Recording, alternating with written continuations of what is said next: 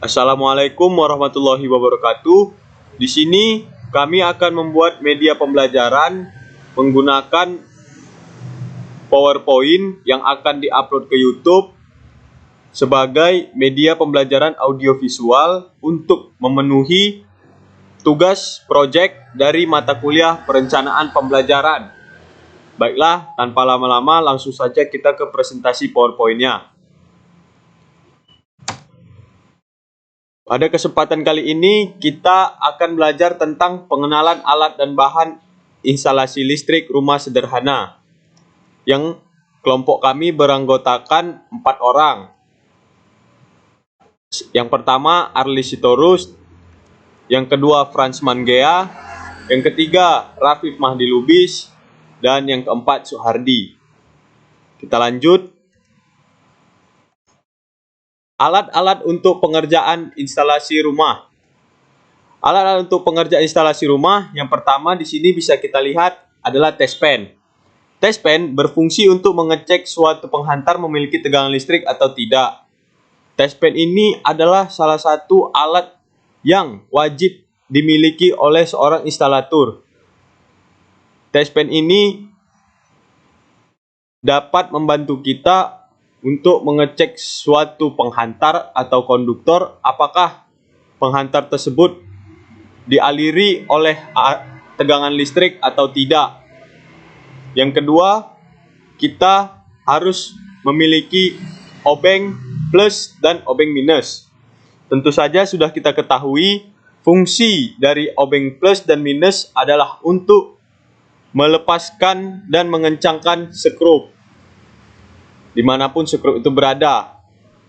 Jadi obeng plus dan minus ini juga termasuk alat-alat yang harus kita miliki dalam pengerjaan instalasi rumah. Lanjut, yang ketiga ada tang kombinasi.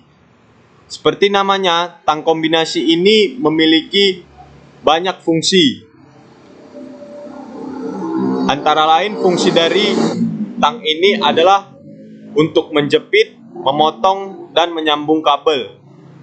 Tang ini sangat berguna ketika kita sedang mengerjakan instalasi rumah karena memiliki banyak fungsi yang akan memudahkan kita dalam pengerjaan instalasi rumah tersebut. Baiklah, kita lanjut. Alat yang kita perlukan selanjutnya adalah yang keempat, palu. Seperti yang sudah kita ketahui juga, palu berfungsi untuk memasang dan mencabut paku pada tembok ataupun kayu.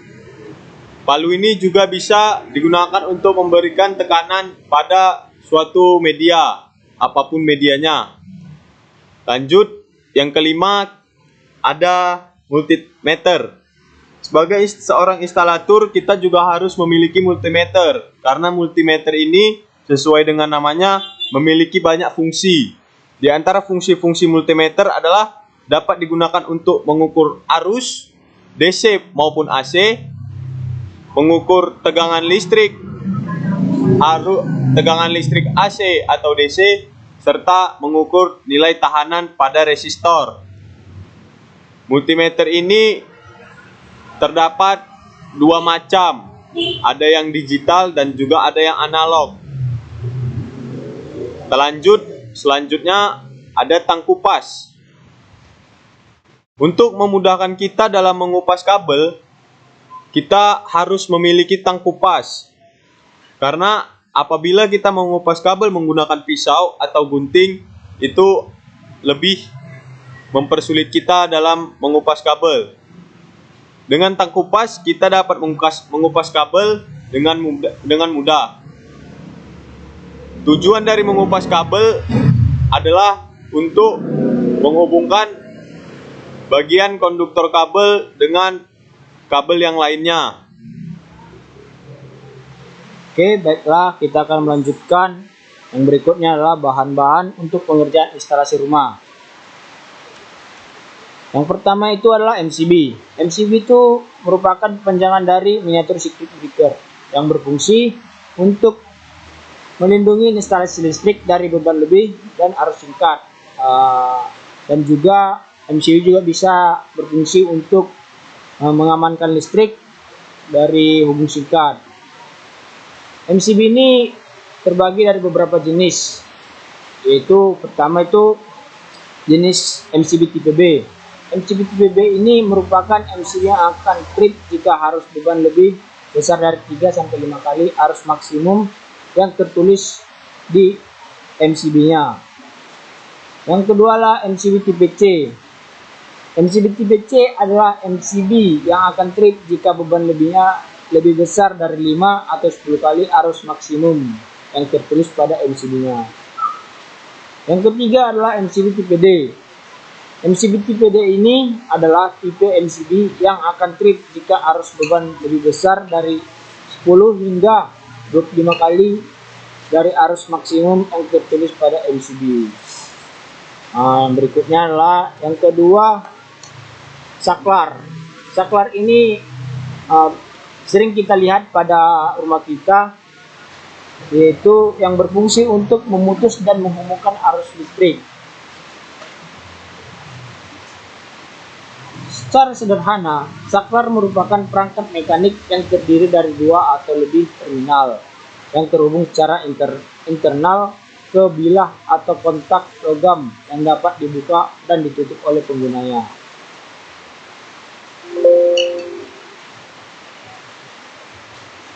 Saklar ini memiliki beberapa jenis. Ada yang jenis saklar tunggal, ada saklar seri, dan lain sebagainya. Yang ketiga adalah stop kontak. Sering kita lihat di rumah kita, pada dasarnya stop kontak ini berfungsi sebagai terminal untuk menghubungkan alat listrik ke sumber listrik. Jadi stop kontak ini bisa kita lihat sering di rumah kita, itu memiliki arus fasa dan netral, dan juga sering juga dibuat ada untuk grounding. Baik, kita lanjut yang keempat, yaitu lampu. Lampu adalah sebuah benda yang berfungsi sebagai penerang. Lampu bisa juga disebut dengan bola lampu atau peranti yang memproduksi cahaya. Lampu memiliki bentuk seperti botol dengan rongga yang berisi kawat kecil yang akan menyala apabila disambungkan ke aliran listrik. Adapun jenis-jenis lampu, yaitu pertama lampu halogen, kedua lampu pijar, ketiga itu lampu TL, dan yang keempat lampu LED. Sedangkan yang sering di rumah kita itu lampu TL dan juga lampu LED. Yang kelima yaitu fitting lampu.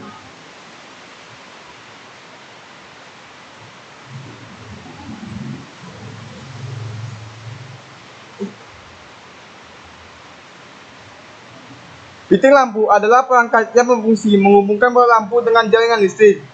Adapun beragam jenis fitting lampu berdasarkan ukurannya. Yang pertama itu ada fitting E12.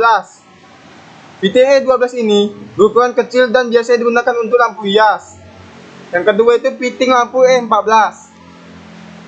Fitting lampu E14 biasa digunakan pada lampu yang ukuran lebih besar dari E12. Biasanya digunakan untuk dekorasi.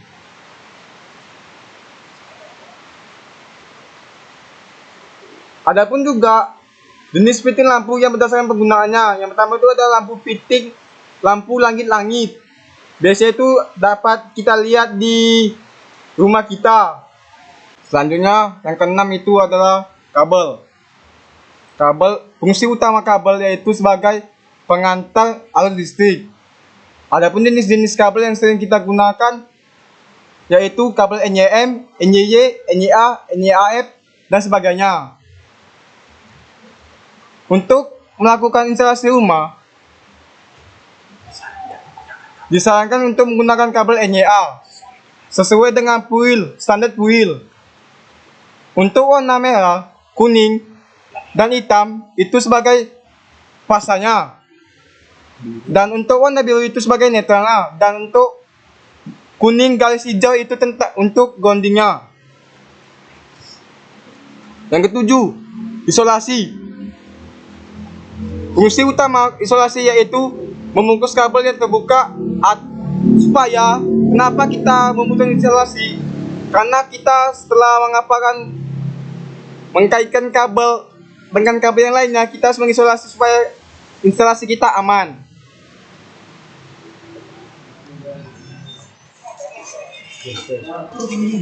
Baiklah, sekianlah presentasi dari kami.